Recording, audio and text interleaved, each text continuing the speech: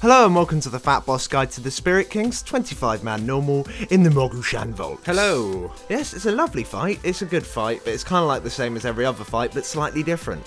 Yeah, there's a lot of new mechanics though, but you can compare them to other ones, I suppose. And it's sort of an Omnitron style boss. Yeah. But yeah, let's get straight into it. For this encounter, you want to bring 1 tank, 5 to 6 healers, and a balanced makeup of DPS. Doesn't really matter too much what you bring. Now, the encounter does consist of 4 bosses that you have to defeat one by one, and they are in a random order. So after you wipe, they will spawn in a different order again. Next week, it'll be in a different order. It's always in a different order, which kind of makes it so some orders are easier than others because of the way the boss works, which we'll cover in a second. But yeah, you can defeat all of them in any order anyway. Yeah, because as each boss is defeated, one of the abilities of the bosses is then carried over to the next bosses. So we'll cover the bosses one by one anyway.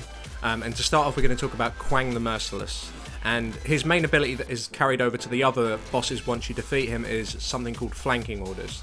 And this will spawn adds that will just swing through the center of the room. Well, they'll like spawn on the side of the room, and they'll just march through. Yeah, you can't tank them or anything. You can't target them. It is literally just a wall of pandas. It's just a wall of swinging pandas. Avoid the wall of swinging pandas, and you'll be fine. Yeah, if you do get hit by them, though, you will die. So yeah, you just be wary of that. Now, his other abilities apart from this is something called massive attacks, which is like a very high cleave damage that the damage is spread between the amount of players in front of him. Yeah. And it's important that you do actually, like, the whole raid gets hit by this. It works the same way as the swipe does from the Scorpion phase on Major Domo and Drylands. Exactly like that, It's exactly the same as that. So you need to make sure that you're standing on top of your tank the whole time.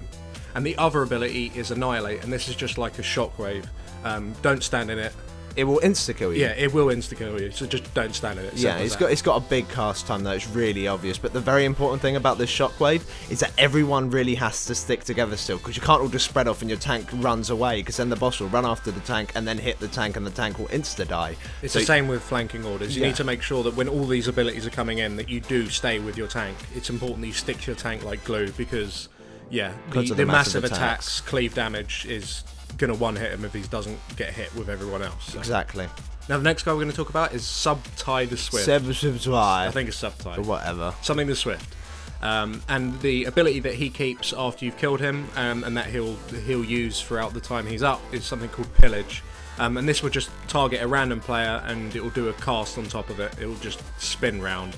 And you have like so many seconds to move away from him, otherwise you get a debuff that reduces the damage and healing you do by 50% and increases the physical damage you take by 50%. So it's important that you just move the fuck away. It's really, really easy. Simple as that. Now his other 2 abilities are Volley. Now this is like 3 pulses of arrows in quick succession. It starts off with a large cone, then it goes to like a medium cone, then like a more of a narrower cone. And each time it gets thinner, it does more and more damage. Let's just say if you get hit by all 3 of these cones, you are going to insta-die.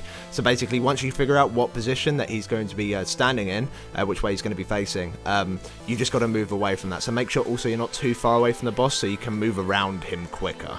It's literally very, very simple. So just don't get hit by AoE, strangely enough. Now his last ability is called Rain of Arrows, and this fires a rain of arrows at a location of a player, pinning them to the ground, and all targets within 8 yards of them to the ground as well. And to unpin them, you must destroy the arrow. It's kind of like it's like Bone Spike on Marigar. Exactly like Bone Spike from Marigar. However, you can use things to get out of it anyway. So say if you're a mage, you can blink.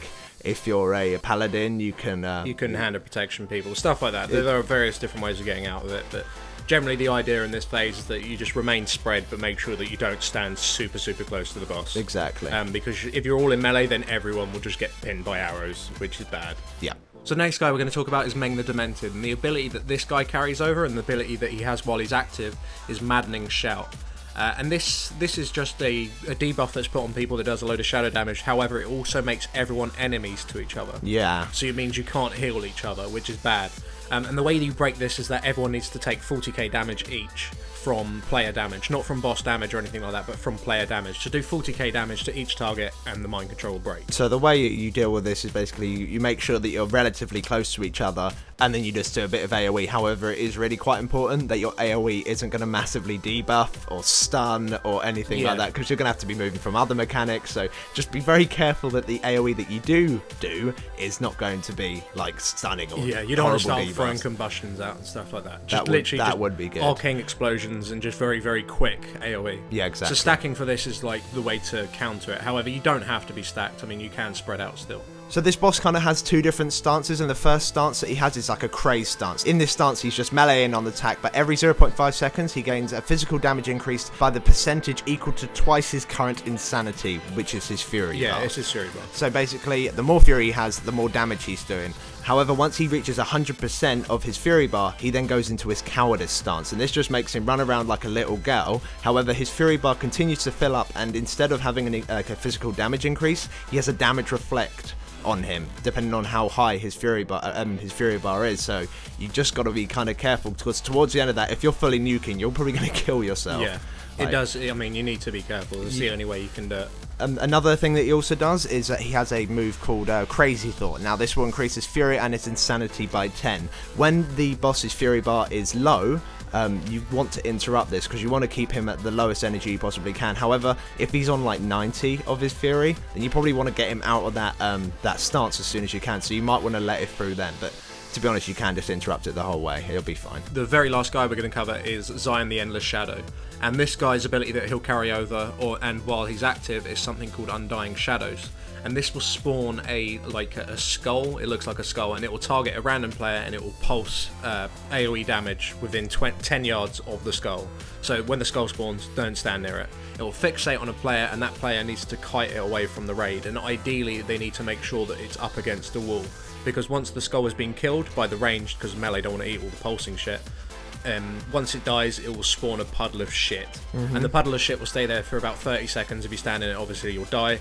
After those 30 seconds, a skull will appear again, and the exact same thing will happen again. So you need to make sure that you just keep killing the skulls at the side of the room, and if you are fixated, just make sure that you put it nowhere near the raid. Now, interesting thing with these skulls as well, that they can be knocked back, just for some information for you. So if you do, if you can spec into knockbacks for this particular fight, then it can help you out with that.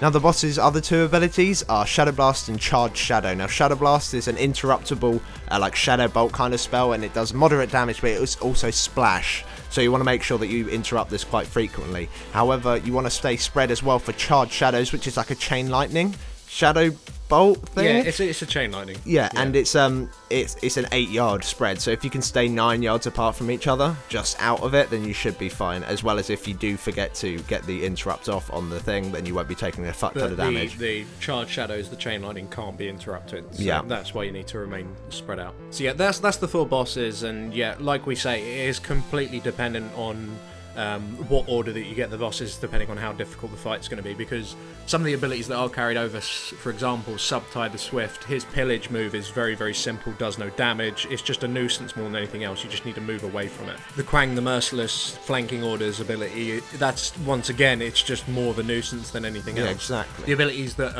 are a right pain is Meng the Demented's Maddening Shell. If you've got that guy first and you have to put up with that ability throughout the whole fight, it can become a real pain, because the amount of healing and cooldowns and stuff you need to use at that one point can be quite, deadly. Especially if, people are already quite low or whatever. It's not very nice. And as for the Undying Shadows from Xiang, it's just, yeah. It's just annoying as well. That's just more annoying than anything else, but it's still more deadly than the pillage or the flanking orders. But as you said, you can be killing these in any order, and it's very simple. As long as you can just move it's just from knowing shit the abilities and communicating, the bosses, yeah.